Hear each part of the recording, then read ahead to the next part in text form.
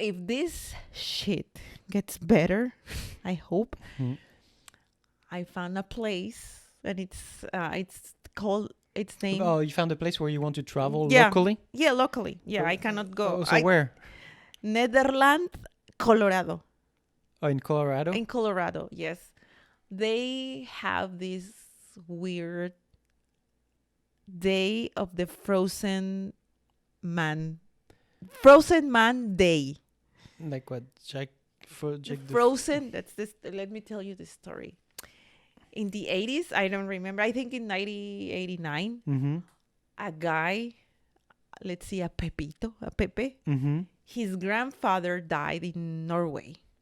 So his mom was like, "Oh, please, please, Pepe, bring your grandfather to me," because they were living here in United States in Colorado? Colorado. Yes. Yes. So let's call Pepito. I don't know. This guy has a very, I read it, and he has a very weird name. I cannot Like even an pronounce. origin name? Yeah, there's a lot of letters there, Okay. so I cannot read them. A lot of consonants? Consonants. Okay. I cannot read them. So Pepito, let's call this guy Pepito. In 1989, he brought his grandfather corpse, of course, in dry ice, and they From Norway? from Norway to To California, to San Leandro. Okay. I don't know why there, but there. Okay. Because In there was a company of cryo. Yeah. Okay. Do you know where That would they froze the body. Yeah, and they froze. So they bring the grandfather, and they got stuck with the corpse for 3 years in that facility. Cryo chamber or something. Cryo Yes, chamber. and then they move it to Colorado, to Netherlands. Ah. But then Pepito, the son of this lady with Yes. the many consonants, he got deported because he overstayed his visa. Okay. So he got deported. So his mom stayed there in a very old, horrible house, very old house, and they kept the body there because they wanted to create their own cryo thingy company. Okay. So in their mind, it was like, okay, the first customer will be your grandfather. So they kept the body there in a very, they have the house, and in the backyard they have this shack. That's what I asked you, like a little storage thingy, and they kept him there. But because the mother was like a fridge. Yeah, not a fridge. No, it's like a cabin. Yeah, but that was something. like Yeah, thermo they controlled. kept the body there, Yes. like in dry ice and whatever. So, because the mother, she was very poor, she didn't have plumbing or electricity or running water or whatever. Oh. So of course she got evicted, and not got evicted, but the local authorities, they take away her from the house from her because it was in a very poor conditions. So she was that was in 1995. Without running water? Okay. Yeah, it was very bad. So, no, 1993. So she was very worried about her father's corpse, but no one knew that she has that corpse there. In the backyard, yeah. No one knew. Only her and her Pepito, that he was like very far away from her.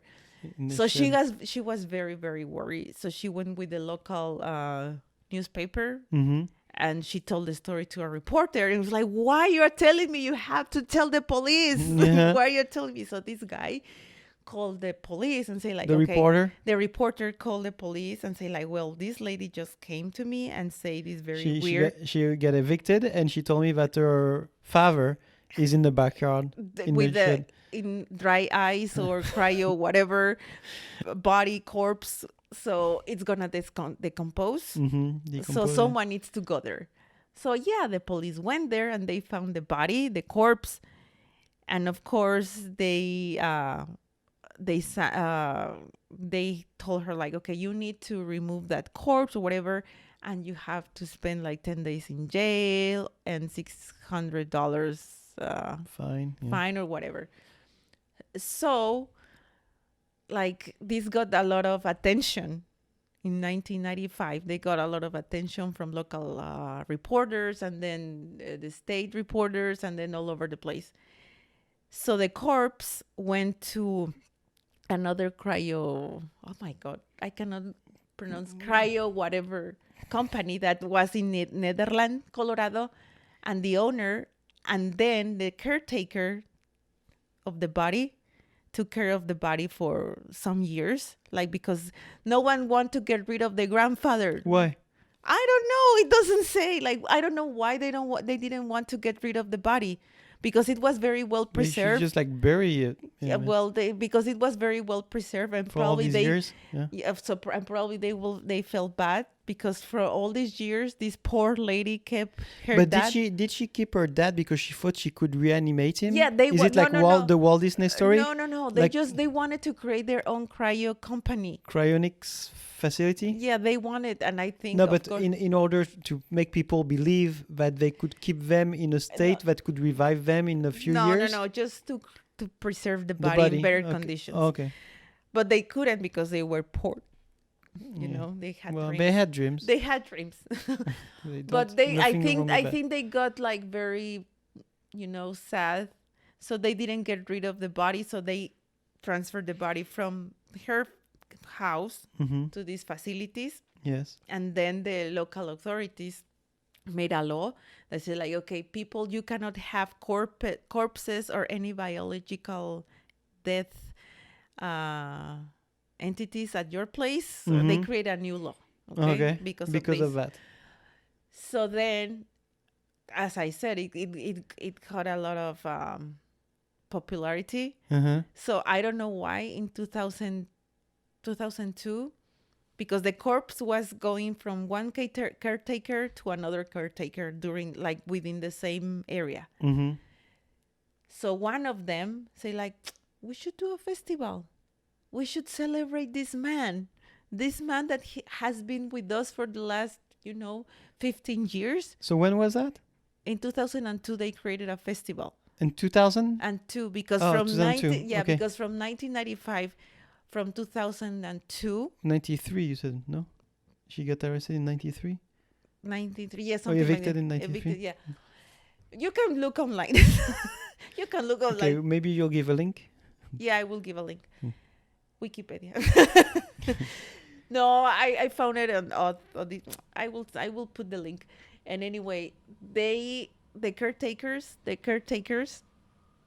It was like 2 or 3 different caretakers, and the last ones said like, okay, let's do a festival.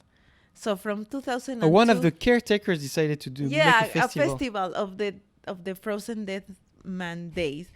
So what you do in that day, first of all, Frozen Dead Guy Day. Yeah. So one of the things is that you can have a tour and visit the actual corpse. Because it's March the 6th. It's March the 6th. It's when the judge sentence, or if I can say something, her sentence the daughter of this dead man. It's March 6th. So you can go on a tour and actually meet the corpse, the grandfather. They still have it? Yeah, they still have it. And then there's a coffin race. A what? Coffin race? Coffin race. And there's 7 members on the contest. Yes. So of course you can, and it's very cold in March in Colorado. It's very, very cold. So you run, and of course you decorate your coffin, and they run. They decorate the coffin, of course, yes. Of course, and one of the dead, one of the members, it's inside the coffin, of course. So they run obstacles, and within the snow and the mud and whatever. And also there's a concurso.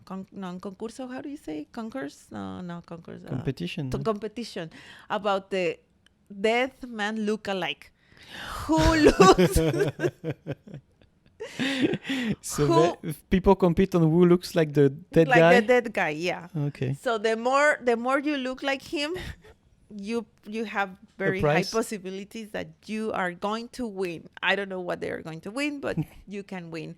There's also a parade of hearse, these cars, the funeral cars. Hearse. That's what I did say. Hearse? Yeah, that's how they call carnival. Hearse. Yeah. I don't know what it is. The funeral cars, when you put the coffins inside. Yeah, I don't know what it's called. Hearse. Hearse. Like, spell it, please. Hears. Hearse. Hears. No, Google it. Google it. You have your phone there. I cannot use my phone because we are using it. But there's a parade. And of course, there's drinks. There's like 30 bands playing live. There's alcohol involved. There's some kind of contest of frozen shirts. And everything related to be frozen and cold. It happens, as I said, in March 6th.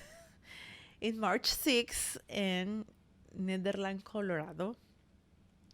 So if you like this type of events, probably very silly, but I mean, that's what we need for right now. Maybe we can make a new tradition on going to like weird festivals. Yeah, really, yeah. If you like to travel, I like to travel a lot. Oh, yeah. Hearses. Okay. You know what I is it? never heard that word before. Well, you're welcome. The funeral vehicle, hearses. The funeral vehicle. Hears. You're welcome. How do you say? Thank you, Fiona. You learned something Muchas new. gracias, Fiona. Okay, Hearse. so now you know what it is. And it's fun. And of course, the family tried to sue these guys because they were taking advantage of her